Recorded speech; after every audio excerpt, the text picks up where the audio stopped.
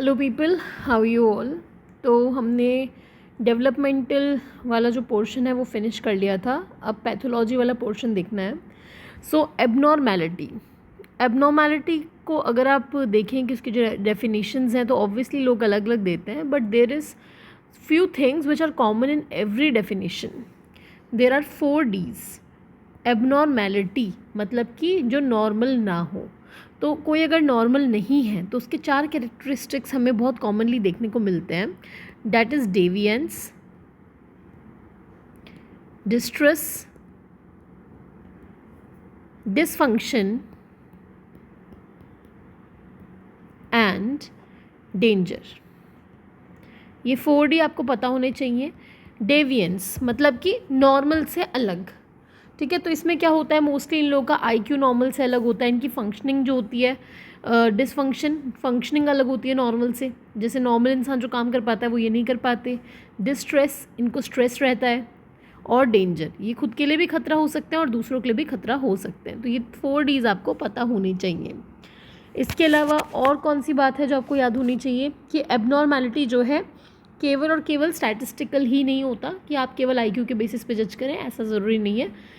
उसके अलावा भी अगर आपका डिस्ट्रेस है, डिसफंक्शन है, डेंजर है, तो उस वजह से भी आप एबनॉर्मल कहला सकते हैं। अब हम बात करते हैं क्लिनिकल साइकोलॉजी की। क्लिनिकल साइकोलॉजी जो ब्रांच है साइकोलॉजी की, ये सबसे पहले कब ये स्टार्ट हुई? तो सबसे पहले क्या हुआ था, APA अमेरिकन साइकोलॉजिकल एसोसिएशन जो है, ये आपका 1892 में इसकी फाउंडेशन हुई। इसके बाद क्लिनिकल साइकोलॉजी 4 साल बाद 1896 में इसकी शुरुआत हुई। पहली जो साइकोलॉजिकल क्लिनिक थी वो यूनिवर्सिटी ऑफ पेंसिल्वेनिया में बनाई गई थी बाय लाइटनर विटमर। इन्होंने सबसे पहले बनाई थी यूनिवर्सिटी ऑफ पेंसिल्वेनिया में। बेसिक सी बात है, आपको याद रखनी है। इसके अलावा आप अगर डिसऑर्डर्स पढ़ना चाहते हैं तो आप किस तरीके से डिसऑर्डर्स को पढ़ते हैं, तो बेसिकली 2 हैं ऐसे ऑर्गेनाइजेशंस जो डिसऑर्डर्स के बारे में हमें बताती हैं। एक है WHO वर्ल्ड हेल्थ ऑर्गेनाइजेशन, और एक हमारा APA है ही। वर्ल्ड हेल्थ ऑर्गेनाइजेशन बेसिकली हमारे ओवरऑल जितने भी डिजीज़ हैं उन सब के बारे में हमें बताती है through ICD international classification of disease. इसके द्वारा ये हमें सारे डिजीज़ के बारे में बताती है। इसमें एक स्पेसिफिकली चैप्टर नंबर 6 है जो कि मेंटल डिसऑर्डर्स की बात करता है, तो हमारे लिए केवल वो काम का है। लेकिन नेट में तो हमसे वो भी नहीं पूछते, ICD के बारे में क्वेश्चंस नहीं आते, हमसे APA का पूछा जाता है। APA क्या निकालता है? DSM के full form diagnostic and statistical manual of mental disorders, ठीक है। तो ये जो DSM है ये निकलता है, और ये देखो इसकी हिस्ट्री मैंने अटैच करी है।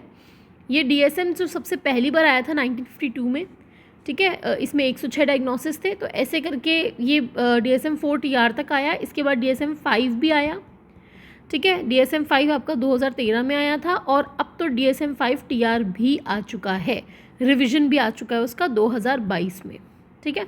बट अभी तक तो क्वेश्चन आपके 5 और 4 इन 2 से ही पूछे जाते हैं। अभी आपके TR से पूछने की उम्मीद बहुत कम है, नेग्लिजिबल है, तो अभी आप केवल इसी पे फोकस करें। इसमें याद क्या करना है, पूरी हिस्ट्री याद करनी है? नहीं, ज़रूरत नहीं है, बस ये याद कर लो 1 कब आया था, 1952, उसके बाद 5 और TR, बस इतना सा याद कर लो, 2013 और 24। अब पहले क्या होता था DSM 1 में और 2 में, जो डिसऑर्डर्स होते थे ना वो पैराग्राफ के फॉर्म में लिखे जाते थे कि भाई ये बीमारी है, इसके बारे में ऐसा ऐसा, मतलब प्रॉपर पॉइंट्स में नहीं आते थे, ठीक है। उनको कैटेगराइजेशन नहीं किए गए थे। DSM 3 में सबसे पहले कैटेगराइजेशन किया गया, एक्सेस बनाई गई, तो जो मल्टी एक्सियल सिस्टम था वो यहाँ पे आया सबसे पहले 3rd में। 3rd रिवीजन में भी चला, 4th में भी चला, 4th के रिवीजन में भी चला। DSM 5 के समय में इन्होंने एक्सियल सिस्टम जो है वो रिमूव कर दिया, स्पेक्ट्रम सिस्टम आ गया है। एक्सियल सिस्टम हट गया और स्पेक्ट्रम सिस्टम आ गया है। जैसे आप स्किज़ोफ्रेनिया देखोगे तो स्किज़ोफ्रेनिया भी आपको स्पेक्ट्रम के फॉर्म में दिखाई देगा। तो ये कुछ इन्होंने किया। DSM 4 के बारे में कुछ बातें पता होनी चाहिए। DSM 4 TR के बारे में, उसमें मैंने अभी बताया आपको एक्सियल सिस्टम था, 5 एक्सेस आए। फर्स्ट एक्सेस में क्लिनिकल डिसऑर्डर की बात हुई, सेकंड में personality disorder, mental retardation, third में जनरल मेडिकल कंडीशन, फोर्थ में साइको सोशल एनवायरमेंटल प्रॉब्लम, और फिफ्थ में GAF global assessment of functioning. एक बार के लिए इसको याद कर लेना, इन केस आ जाए तो। वैसे तो मुझे नहीं लगता अब आएगा, चांसेस कम हो चुके हैं, पुराना बहुत हो गया क्योंकि। अब आएगा DSM-5 पे।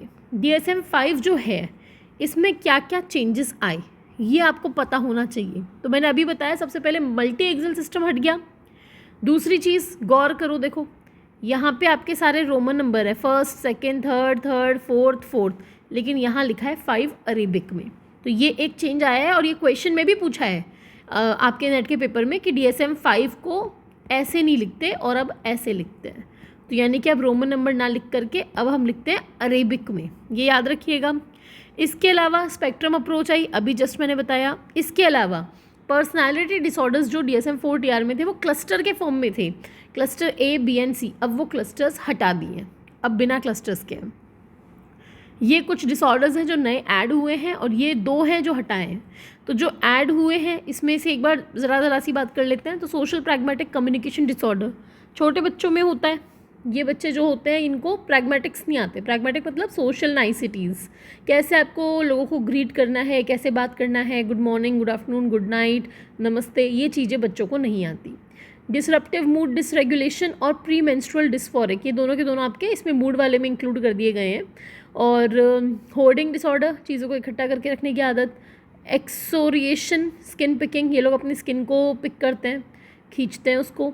डिसइनिबिटेड सोशल इंगेजमेंट डिसऑर्डर, ये क्या होता है, छोटे बच्चे जो होते हैं उनमें एक इनिबिशन होना चाहिए, उन्हें पता होना चाहिए हमें स्ट्रेंजर से ज़्यादा चिपकना नहीं है। लेकिन इन बच्चों में जिनको ये डिसऑर्डर होता है वो स्ट्रेंजर के साथ कहीं भी चले जाएंगे, ठीक है, उसके साथ बहुत ज़्यादा हम बोलेंगे कहीं ना कहीं फिजिकली वो लोग उनके कुछ ज़्यादा क्लोज हो जाते हैं। Then binge eating disorder, binge eating में क्या होता है, आप बहुत ज़्यादा खाते जाते हो और वेट आपका बहुत ज़्यादा पुट ऑन हो जाता है, ओबीस हो जाते हो। सेंट्रल स्लीप एपनिया, ये आपका स्लीप एपनिया है, स्लीपिंग डिसऑर्डर है। स्लीप रिलेटेड हाइपोवेंटिलेशन, ये भी आपका स्लीप का है। Rapid eye movement sleep behaviour disorder. Parasomnia, parasomnia और डिसोमनिया का डिफरेंस क्या है, तो डिसोमनिया में आपकी जो स्लीप क्वालिटी है वो कम हो जाती है और पैरा में आप उल्टा ज़्यादा सोते हो, ऐसा कुछ सिस्टम है। ये हम वैसे स्लीप डिसऑर्डर जब पढ़ेंगे यूनिट नंबर बायो वाली जो है 4th, उसमें देखेंगे।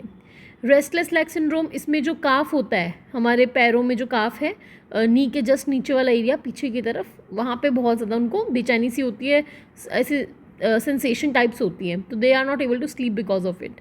कैफीन विड्रॉल, कैनबिस विड्रॉल, तो ये विड्रॉल मतलब कि आपने छोड़ दिया, तो छोड़ने के बाद जो विड्रॉल सिम्टम्स आते हैं तो वो भी यहाँ पे इंक्लूड किया है। देन आपके कुछ major neuro cognitive disorder with Lewy bodies किए हैं और माइल्ड न्यूरो कॉग्निटिव किए। 2 ऐसे डिसऑर्डर हैं जो पहले थे, मानते थे इन्हें डिसऑर्डर, बट अब हटा दिया। सेक्शुअल एवर्जन डिसऑर्डर, मतलब कि एसेक्सुअल होना। देर आर फ्यू पीपल और some people who do not want to engage in sexual intercourse, कुछ लोग होते हैं जिन्हें सेक्शुअल इंटरकोर्स में इन्वॉल्व होना पसंद नहीं है, they do not like to have coitus, तो उन लोगों को हम एसेक्सुअल बोलते हैं लेमैन लैंग्वेज में। तो पहले उसे एक डिसऑर्डर माना जाता था कि if you do not prefer to have intercourse, तो वो एक डिसऑर्डर है, but now it is normal. बहुत सारे सेलिब्रिटीज़ ने भी इस चीज़ को एक्सेप्ट किया, that they are asexual, they do not like to have intercourses. Polysubstance related disorders को भी हटा दिया है, ठीक है। तो ये सारे के सारे आपको याद रखना है कि ये 15 ऐड हुए हैं और ये 2 हटाए हैं। ये चीज़ थोड़ी सी याद रखने वाली है, एग्जाम में पूछ सकते हैं। ओके, इसके अलावा और क्या देखना है हमें। ओके, इसके अलावा मैं आपको थोड़ा सा डिसऑर्डर्स के बारे में बताती हूँ। तो ये आपका पहले पर्सनालिटी डिसऑर्डर है। अब देखो मैंने अभी कहा था ना क्लस्टर्स हटा दिए, बट ये फिर भी क्लस्टर में लिखे हैं, क्यों, क्योंकि याद करना थोड़ा इजी होता है और इन केस अगर एग्जाम में पूछ ले तो आपको पता होना चाहिए। हटाने का मतलब हटा दो, ABC मत बोलो, डायरेक्ट याद कर लो सीक्वेंस में, तो वो एक ही बात है। क्लस्टर A में आपके जो डिसऑर्डर्स आते हैं वो होते हैं ऑड, एसेंट्रिक, अजीब बर्ताव। इसमें आपका सबसे पहला आया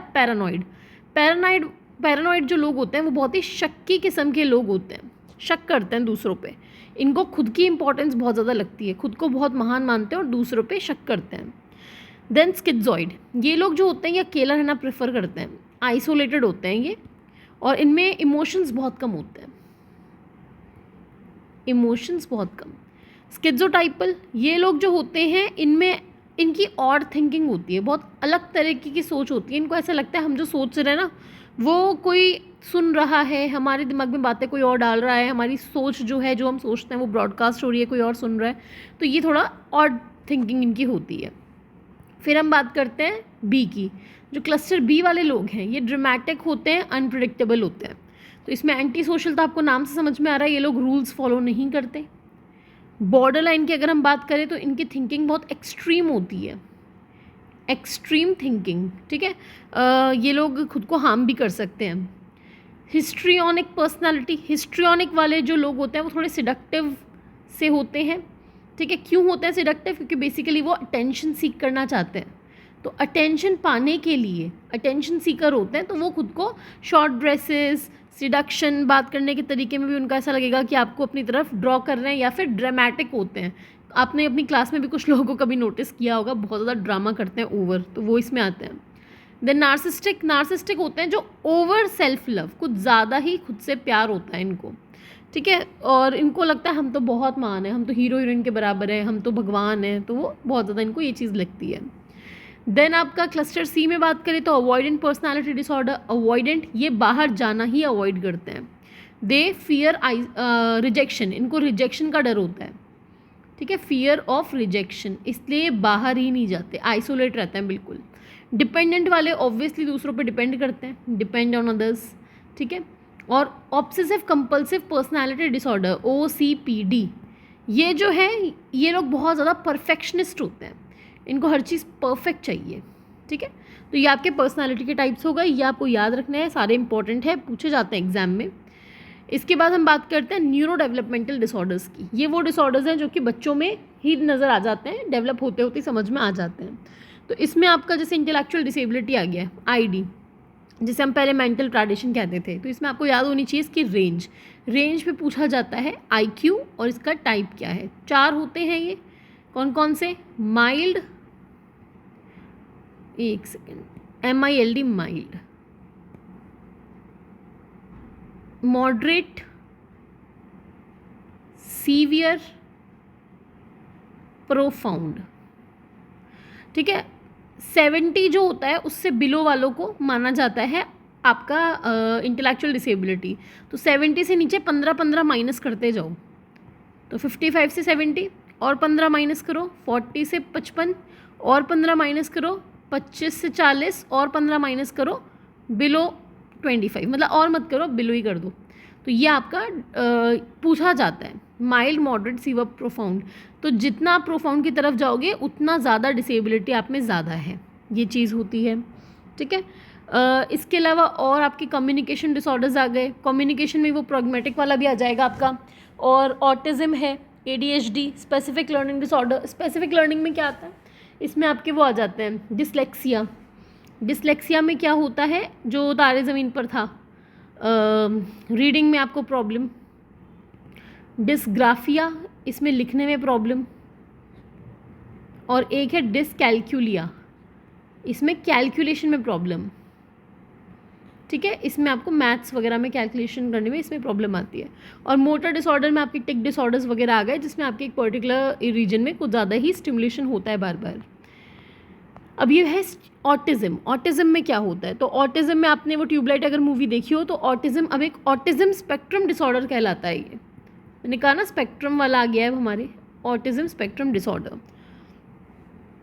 इसमें स्पीच और लैंग्वेज स्किल बहुत लेट होते हैं, एक ही बिहेवियर बार बार करते हैं, ठीक है। और अनयूजुअल रिस्पॉन्स देते हैं स्टिमुलाई को, और चेंज नहीं होना चाहते। इनका जो रूटीन फिक्स है उसी को फॉलो करना है, उसको चेंज नहीं करेंगे। सोशल इंटरेक्शन में प्रॉब्लम होती है, आई कांटेक्ट तक नहीं कर पाते, और बहुत कम चीज़ों में ही इनका इंटरेस्ट होता है, समझ नहीं आती चीज़ें जल्दी से, और आई कांटेक्ट नहीं कर पाते। तो ये आपका ऑटिज़म का है, ठीक है। ADHD की बात करें, attention deficit hyper activity disorder. Attention deficit एक तरीके से दो हैं, अटेंशन डेफिसिट मतलब अटेंशन नहीं कर पाते, और हाइपर एक्टिविटी डिसऑर्डर बहुत ज़्यादा हाइपर होते हैं, बहुत ज़्यादा, मतलब एक जगह बैठ नहीं सकते, भागेंगे, केयरलेस होंगे, रिस्की बिहेवियर करेंगे, कहीं से भी कूद जाएंगे, और दूसरों के साथ ढंग से दोस्ती नहीं कर पाते, डिसऑर्गेनाइज रहते हैं, बहुत ज़्यादा बोलते हैं, एक जगह टेंशन नहीं कर पाते, कहीं भी खो जाते हैं, कहीं भी सपना करते हैं, एक जगह सीधे बैठ नहीं सकते, और चीज़ों को भूल भी जाते हैं। तो ये कुछ चीज़ें हैं जो आपको ADHD के बारे में पता होनी चाहिए, ठीक है। इसके बाद हम बात करते हैं, एक सेकेंड, और भी तो कुछ होगा, ठीक है। अब हम बात करते हैं न्यूरोकॉग्निटिव डिसऑर्डर की। न्यूरोकॉग्निटिव ये वो है जो कि आपके ब्रेन में कुछ इश्यूज़ की वजह से होता है, कुछ न्यूरॉन्स डीजनरेटिव होते हैं, आपका एक बार स्टार्ट हो गया तो बढ़ती जाती है प्रॉब्लम। तो इसमें आपका जैसे डिमेंशिया आ गया, डिमेंशिया मोस्टली एल्डरली पीपल को होता है। कॉग्निटिव थिंकिंग का लॉस हो जाता है, मतलब चीज़ें याद नहीं रहती, भूल जाते हैं, रीजनिंग वगैरह नहीं कर पाते, ठीक है। और ये जो डिमेंशिया है ये क्रॉनिक ऑर्गेनिक मेंटल डिसऑर्डर है, क्रॉनिक है, लंबे समय तक चलेगा, ठीक है। इसके अलावा इसमें इन लोगों को इनके मेजर जो सिम्टम्स है वो यही है, forgetfulness, memory loss, mood change, confusions, ये सारी चीज़ें, ठीक है। इसके अलावा आपका आ जाता है एल्जाइमर। एल्जाइमर आपको पता है, एल्जाइमर्स डिजीज़। तो एल्जाइमर भी ओल्ड एज में ही शो होता है। क्यों होता है, इसका रीज़न क्या है? इसके रीज़न दो हैं, एक तो है प्लेक्स और एक है आपके टेंजल्स। अब ये दोनों क्या है? प्लेक्स क्या होता है कि हमारे जो नर्व सेल है ब्रेन में, उनके बीच में जो स्पेस होता है वहाँ पे प्लेक इकट्ठे हो जाते हैं। ये प्लेक क्या है? बेसिकली एक बीटा एमिलॉइड होता है, बीटा एमिलॉइड, इसके प्रोटीन फ्रेगमेंट्स होते हैं ये प्लेक्स, ये इकट्ठे हो जाते हैं। देन टेंजल्स, ये क्या है? ये एक दूसरा प्रोटीन है जिसे हम टाउ प्रोटीन कहते हैं। इस टाउ प्रोटीन के ट्विस्टेड फाइबर्स जो होते हैं ये सेल के अंदर हो जाते हैं। ये तो है इनसाइड सेल और ये कहाँ है? बिटवीन स्पेसेस, इन स्पेसेस बिटवीन सेल, सेल के बीच में जो स्पेस होता है वहाँ, सेल्स के बीच में जो स्पेस होता है वहाँ, ठीक है। ये आपको याद रखना इंपॉर्टेंट है, इस पे क्वेश्चन आया हुआ है। फिर हम बात करते हैं पार्किंसंस की। अच्छा, आप लोग सोच रहे होगे इतना जल्दी जल्दी कैसे ख़त्म हो रहा है, तो ये सिर्फ रिवीजन चल रहा है यहाँ पे, ठीक है। पूरे वीडियोज़ में अभी नहीं समझा रही आपको, पूरा हम करेंगे जुलाई वाले, जब आपका एग्ज़ाम हो जाएगा जून में, उसके बाद से दिसंबर वाले बैच के लिए। अभी सिर्फ क्रैश कोर्स है, रिविजन है, तो ये मेन पॉइंट्स है जो आपको याद रहने चाहिए। पार्किंसन में क्या होता है? पिल रोलिंग मूवमेंट, जहाँ भी दिख जाए पिल रोलिंग मूवमेंट, पार्किंसन की बात हो रही है, ठीक है। रिजिड रहते हैं ये लोग, बहुत धीरे धीरे मूव करते हैं, बहुत स्टिफ रहते हैं, ठीक है। ये चीज़ आपको याद रखनी है। देन आपका हंटिंगटन डिजीज़, ये HTT सेल्स की वजह से होता है। 40 ईयर के आसपास ये शो होता है, ठीक है। और इसके अलावा इसमें आपके मेमोरी और जजमेंट में भी फ़र्क पड़ता है। आपके जो वॉलंटरी मूवमेंट्स हैं वो बहुत स्लो हो जाते हैं। देन हम बात करते हैं साइकोटिक डिसऑर्डर की। साइकोटिक डिसऑर्डर वो है जिसमें आपके स्किज़ोफ्रेनिया वगैरह ये सारी चीज़ें आ जाती हैं। तो स्किज़ोफ्रेनिया की अगर हम बात करें तो स्किज़ोफ्रेनिया के 2 तरह के सिम्टम्स होते हैं। स्किज़ोफ्रेनिया के जो सिम्टम्स होते हैं उन्हें 2 तरीके से क्लासिफाई किया जाता है, पॉजिटिव सिम्टम और नेगेटिव सिम्टम। पॉजिटिव सिम्टम मतलब वो चीज़ें जो यहाँ पे शो होती हैं या ज़्यादा प्रेजेंट होती हैं, ठीक है। कोई चीज़ शो हो रही है या फिर ज़्यादा प्रेजेंट है तो उसे हम पॉजिटिव सिम्टम में लेंगे। जैसे कि यहाँ पे हैलुसिनेशंस होते हैं, डिल्यूजन्स होते हैं, ठीक है। तो ये शो हो रहे हैं, ज़्यादा हो रहे हैं, तो इसलिए पॉजिटिव में आएंगे। हैल्यूसिनेशन, डिल्यूजन, और एक हम कह सकते हैं इकोलालिया। इकोलालिया में क्या होता है कि एक ही साउंड को बार बार रिपीट करते हैं। जो चीज़ कम हो या ना हो उसे नेगेटिव बोलते हैं। तो इसमें आपका आ जाएगा फ्लैट अफेक्ट, इमोशंस नहीं होते इनके, बहुत कम होते हैं। एनहेडोनिया, बहुत कम इनको प्लेजर आता है, नो प्लेजर मानो, इनको बिल्कुल भी प्लेजर फील नहीं होता। तो ये क्या है? एक तरीके का, ये भी आपका नेगेटिव में आ गया, ठीक है। तो ये आपके सिम्टम्स जो है नेगेटिव में। और कौन कौन से आ सकते हैं? अटेंशन नहीं शो कर पाते, ठीक है। एलोजिया, एलोजिया मतलब स्पीच प्रॉपरली इनकी नहीं आ पाती। एसोशिएलिटी, सोशल विड्रॉन रहते हैं, सोसाइटी में ज़्यादा इन्वॉल्व नहीं हो पाते। तो ये आपको याद रखना है। अब इसमें आपको डिल्यूजन और हैलुसिनेशन समझना पड़ेगा क्या है। हैलुसिनेशन का मतलब होता है फॉल्स परसेप्शन, कोई चीज़ है नहीं पर दिखाई दे रही है, कोई कुछ बोल नहीं रहा पर सुनाई दे रहा है, ठीक है, आपने कोई चीज़ खाई मीठी है पर वो आपको कड़वी लग रही है, या आपने कुछ नहीं भी खाया अपने आप ही मुंह कड़वा फील हो रहा है या अलग ही तरह का टेस्ट लग रहा है। डिल्यूजन होता है फॉल्स बिलीफ, इसमें आपकी थॉट जो है, जो सोच है, वो आपकी फॉल्स है, कुछ गलत तरह की बात आप सोचते हो।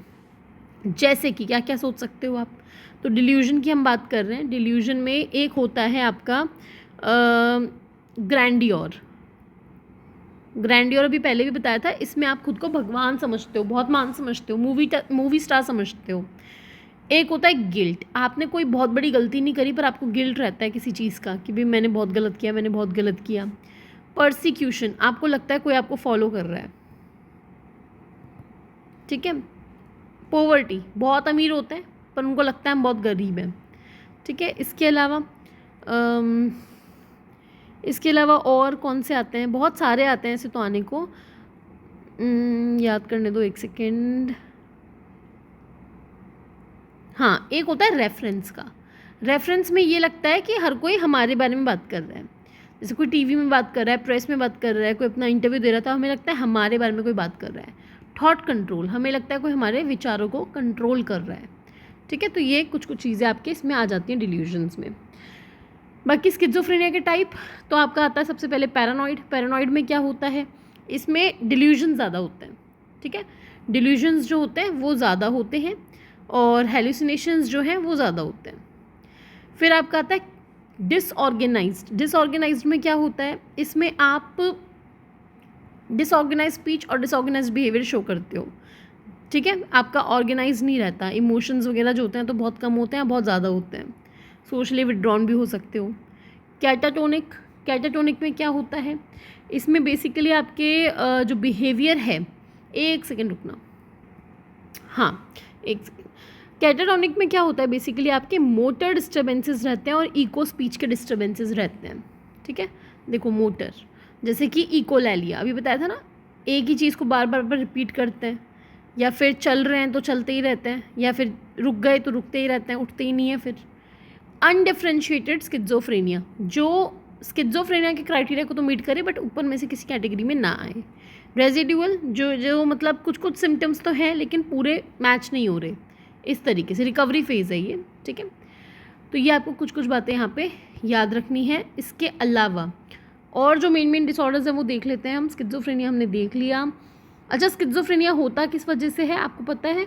न्यूरोट्रांसमीटर्स वगैरह का इसमें रोल होता है। कौन से न्यूरोट्रांसमीटर का होता है, आप मैसेज करके बताओगे किसका होता है, बाकी मैं बायो में आपको पढ़ाऊँगी दोबारा, अभी के लिए आप बताना। ओके, इसके बाद में आपका मूड डिसऑर्डर की हम बात करते हैं। मूड डिसऑर्डर, तो मूड डिसऑर्डर में पहले हम बात करते थे तो किसकी बात करते थे मूड डिसऑर्डर में, केवल डिप्रेशन की, है ना, मेनिया की और हद से हद बाइपोलर की। बट उसके अलावा भी कुछ कुछ डिसऑर्डर्स ऐसे हैं जो कि आपको पता होने चाहिए, इम्पॉर्टेंट हैं। तो इसमें एक तो आपका होता है मेजर डिप्रेसिव डिसऑर्डर, ये तो मतलब जो अपन डिप्रेशन की बात करते हैं वो। दूसरा आपका है बाइपोलर डिसऑर्डर। बाइपोलर में आप ज़्यादा खुश भी रहते हो और ज़्यादा दुखी भी रहते हो, इसको पहले मेनिक डिप्रेसिव डिसऑर्डर बोलते थे। ठीक है, तो मेनिया होता है बहुत ज़्यादा खुश रहना और डिप्रेशन मतलब डिप्रेस्ड रहते हो इसमें आप। अब आपको इसके अलावा क्या याद रखना है, इसके अलावा आपको ये याद रखना है कि आपका बाइपोलर जो है ये दो तरह का होता है और मेनिया के जैसा एक हाइपोमेनिया भी होता है, वो भी आपको पता होना चाहिए। ठीक है, तो बेसिकली मेनिया और हाइपोमेनिया में क्या डिफरेंस है, तो यहाँ पे हम बात करेंगे इसकी। तो आपका जो मेनिया होता है ये बेसिकली ज़्यादा लंबे समय के लिए रहता है। ठीक है, मोर देन अ वीक मान लीजिए, और हाइपोमेनिया जो होता है वो लेस देन अ वीक मान लीजिए, कम समय के लिए। तो अगर किसी को बाइपोलर 1 हुआ है तो इसका मतलब उसको मेनिया तो कंपल्सरीली हुआ ही है, डिप्रेशन भी हो सकता है बट मेनिया तो हुआ ही है। अगर किसी को सेकंड हुआ है तो उसको मेजर डिप्रेशन के एपिसोड्स तो हो ही रहे हैं, साथ में उसको हाइपोमेनिया हुआ है, मतलब हाइपोमेनिया मतलब कम समय के लिए उसको मेनिया अटैक आता है। जो मैं कह रही थी और आपको पता होना चाहिए वो है साइक्लोथाइमिया। साइक्लोथाइमिया, साइक्लोथाइमिया में क्या होता है, इसमें आपके अप्रॉक्सीमेटली 2 ईयर्स तक आपका जो मूड है वो स्विंग होता रहता है, कभी अप कभी डाउन, तो ये आपको पता होना चाहिए। इसके अलावा डिप्रेशन जो है, इसमें आपके मेजर डिप्रेसिव डिसऑर्डर है। इसके अलावा और कौन सा आता है डिप्रेशन वाले में? परसिस्टेंट डिप्रेसिव डिसऑर्डर, लंबे समय के लिए आप दुखी रहते हो, इसको डिस्थाइमिया भी बोलते हैं। और नया जो ऐड हुआ है आपका disruptive mood regulation dysregulation disorder, वो भी इसमें ऐड हुआ है। तो ये कुछ कुछ आपको याद रखना है। इसके बाद और क्या याद रखना है? Anxiety disorder. एंजाइटी डिसऑर्डर जो है, एंजाइटी अटैक्स वगैरह आते हैं, वो सारी चीज़ें, डर लगता है किसी चीज़ का जो कि है भी नहीं या डरने लायक नहीं है। तो जब किसी एक पर्टिकुलर चीज़ का डर लगता है तो वो होता है स्पेसिफिक फोबिया। ठीक है, जैसे किसी को ऊंचाई से डर लगता है, किसी को आग से डर लगता है, तो वो स्पेसिफिक है। देन पैनिक डिसऑर्डर, इसमें पैनिक अटैक्स आते हैं और डर लगता है कभी भी दूसरा अटैक आ सकता है, पैनिक डिसऑर्डर। फिर आपका आता है एगोराफोबिया।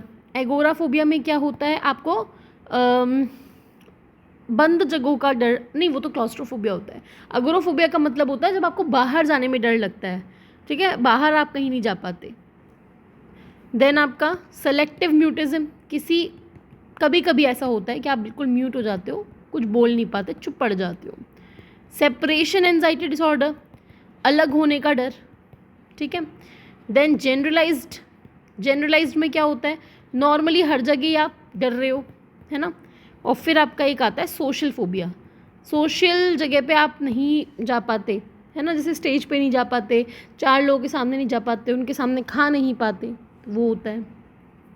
फिर बात करते हैं obsessive compulsive and related disorder की। Obsessive compulsive and related disorder, इसको अब अलग कर दिया, पहले ये किसी और कैटेगरी में आता था।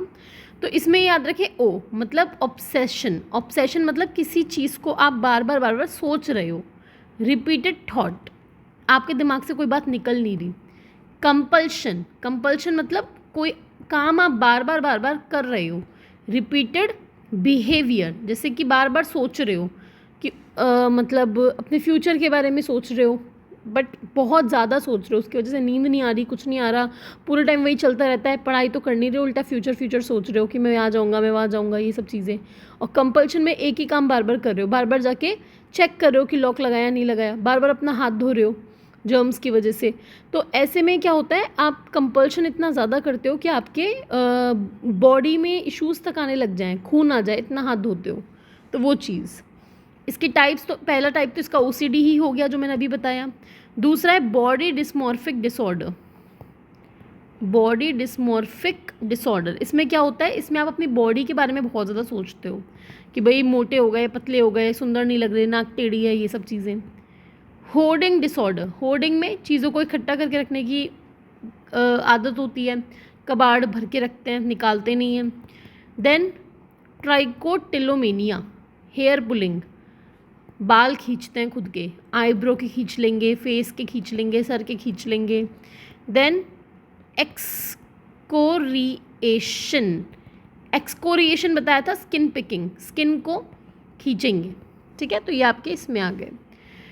देन आपका अगला आता है trauma and stressor related disorder. इसमें ट्रॉमा से रिलेटेड चीज़ें आएंगी, तो एक होता है आपका पीटीएसडी, एक होता है आपका एक्यूट स्ट्रेस डिसऑर्डर। पीटीएसडी मतलब post traumatic stress disorder.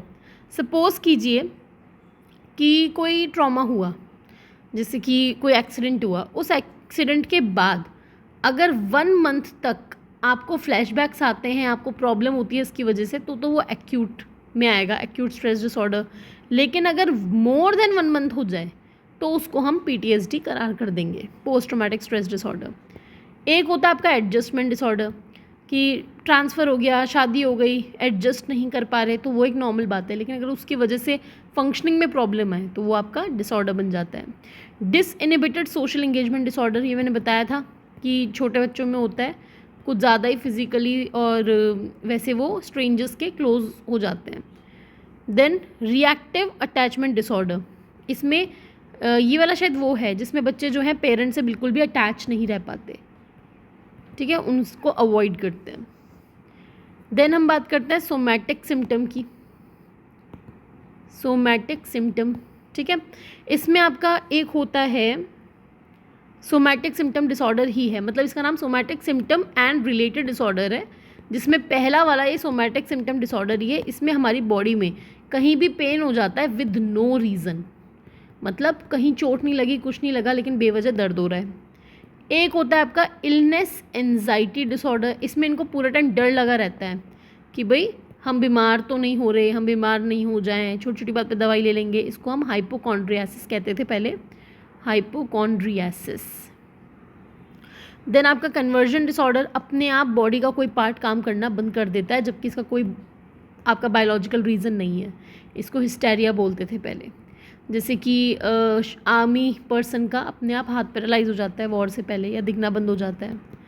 Then आपका फैक्टिशियस डिसऑर्डर, इसमें आप जान करके सिक अपीयर करने की कोशिश करते हो, खुद को बीमार दिखाने की कोशिश करते हो, ठीक है।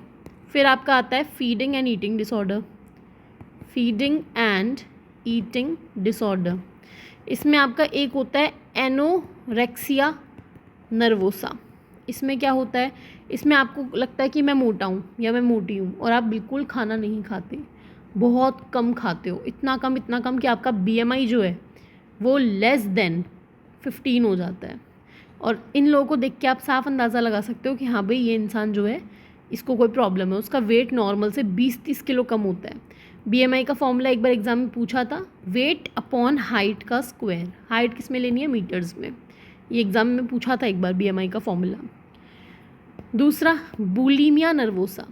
बुलीमिया नर्वोसा में क्या होता है, ये लोग बिंज एंड पर्च करते हैं, बहुत ज़्यादा खा लेंगे और फिर लैक्सेटिव्स लेके उल्टी कर देंगे, निकाल देंगे, ठीक है। तो इन लोगों का वेट जो है वो ज़्यादा नहीं बढ़ेगा। एनोरेक्सिया वालों का जो वेट है वो कम हो जाएगा, इन लोगों का वेट नॉर्मल रहेगा। और बिंज ईटिंग, ये भी नया ऐड हुआ है, ये लोग दबा के खाते हैं, इनका क्या होगा, इनका ओवर वेट हो जाएगा। ओवर ईट करेंगे तो वेट भी जो है ज़्यादा हो जाएगा, इनका वेट जो है नॉर्मल सा रहेगा, ठीक है। ये आपको कुछ कुछ चीज़ें जो है याद रखनी है। इसके अलावा मैं चेक करती हूँ कुछ रहता है, हाँ डिसोसिएटिव डिसऑर्डर्स रहते हैं। डिसोसिएटिव डिसऑर्डर, इसमें एक तो आपका DID है, dissociative identity disorder, Manjulika, multiple personality वाला, ठीक है, मल्टीपल पर्सनालिटी डिसऑर्डर। फिर आपका डिसोसिएटिव एमनीशिया आता है। इसमें क्या होता है, इसमें आपकी पास्ट मेमोरी चली जाती है, याददाश्त चली गई पुरानी। डिसोसिएटिव फ्यूज, ये कोई एक मूवी भी थी, मुझे याद नहीं, शायद ऋषि कपूर की बताता है, मैंने देखी तो नहीं। इसमें ऐसा होता है कि आप अपनी प्रेजेंट लाइफ से भाग जाते हो, कहीं दूर चले जाते हो और पुरानी लाइफ को भूल जाते हो और नई फैमिली बसा लेते हो, पुराना सब भूल गए। फिर आता है डीपर्सनलाइजेशन या फिर डीरियलाइजेशन। इसमें आप अपना बॉडी से, अपना मतलब एक तरीके से आपको लगता है हमारी बॉडी से हम कनेक्टेड ही नहीं है, चीज़ें सच हैं या सपना है, रियल है, झूठ है, वो चीज़ आपको समझ में नहीं आती। तो ये कुछ कुछ चीज़ें आपको याद रखनी है। अच्छा, स्किज़ोफ्रेनिया मैंने आपको बताया, मैंने आपको उसमें और टाइप्स नहीं बताया शायद। तो स्किज़ोफ्रेनिया जो है, स्किज़ोफ्रेनिया एंड रिलेटेड डिसऑर्डर है, तो उसमें एक तो आपका स्किज़ोफ्रेनिया तो हो ही गया, ठीक है। उसके अलावा आपका एक होता है स्किज़ोफ्रेनी फॉर्म। इसमें क्या होता है, इसमें आपको ये मान लीजिए कि एक दिन नहीं, रुको, इसको ऐसे नहीं समझेंगे, मैं आपको सीक्वेंस में ही समझाती हूँ ताकि आपको याद भी अभी के अभी हो जाए साथ के साथ। स्किज़ोफ्रेनिया की अपन बात कर रहे हैं, ठीक है। अगर स्किज़ोफ्रेनिया के सिम्टम्स सपोज कीजिए एक दिन से 1 महीने के बीच में आपको दिखे, मतलब 2 दिन 3 दिन, लेकिन 1 महीने से कम, तो इसे हम कहते हैं brief psychotic disorder. Brief psychotic disorder अगर 1 दिन से 1 महीने के बीच में नज़र आए तो। अगर सपोज़ कीजिए 1 महीने से ज़्यादा और 6 महीने से कम नज़र आए तो कहेंगे स्किज़ोफ्रेनी फॉर्म, स्किज़ोफ्रेनी फॉर्म। और अगर 6 महीने से ज़्यादा नज़र आए तो फिर उसको अपन स्किज़ोफ्रेनिया कहेंगे। मतलब स्किज़ोफ्रेनिया के सिम्टम्स अगर 1 दिन से 1 महीने के बीच में नज़र आए तो ब्रीफ साइकोटिक, नाम समझ में आ रहा है, ब्रीफ। अगर 1 महीने से 6 महीने के बीच में हो तो स्किज़ोफ्रेनी फॉर्म, और अगर 6 महीने से ज़्यादा हो तो स्किज़ोफ्रेनिया, ठीक है। एक और आपका आता है स्किज़ो अफेक्टिव, इसमें अफेक्ट भी आ गया, मतलब मूड वाली बात भी आ गई। तो स्किज़ोफ्रेनिया तो होगा साथ में, या तो आपका मेजर डिप्रेसिव डिसऑर्डर हो जाएगा या मेनिया हो जाएगा, मतलब या तो डिप्रेशन या फिर मेनिया, मतलब कोई ना कोई इमोशनल प्रॉब्लम भी साथ में आपकी आएगी, ठीक है। इसके अलावा और क्या याद रखना है, ये मैंने आपको बताई दी। मोटर डिसऑर्डर में एक टिक होता है, एक टॉरेट होता है, ये आपको पता होना चाहिए।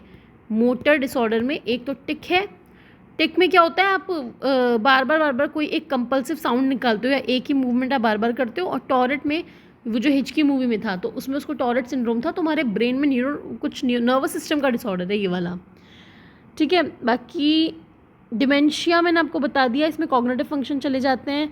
एल्जाइमर मैंने आपको बता दिया, और इसके अलावा पार्किंसन की बात हमने कर ली, हंटिंगटन की हमने कर ली। एमनीशिया मैं आपको बता देती हूँ, शायद मैंने आपको मेमोरी में बताया था कि नहीं बताया था, मुझे याद नहीं। एमनीशिया में 2 तरह का एमनीशिया होता है, एक होता है रेट्रोग्रेड, एक होता है एंटीरोग्रेड। अगर कोई चोट लगी या कोई ट्रॉमा हुआ, उससे पहले की पास्ट वाली याददाश्त चली गई, पास्ट मेमोरी भूल गए, तो रेट्रोग्रेड है। अगर चोट के बाद, ट्रॉमा के बाद न्यू मेमोरी नहीं बन पाती तो एंटीरोग्रेड है, ठीक है। आफ्टर ट्रॉमा न्यू नहीं बना पाते तो एंटीरो, और पुरानी नहीं बन पाती तो रेट्रो। तो मेरे हिसाब से शायद सारे डिसऑर्डर्स हमने कवर कर लिए। अगर आपको कोई डिसऑर्डर याद है कि ये रहता है, कवर नहीं हुआ या आपको करना है, तो बता दीजिएगा, मैं उस पर सेपरेट वीडियो क्रिएट कर दूँगी। Okay, bye bye, take care.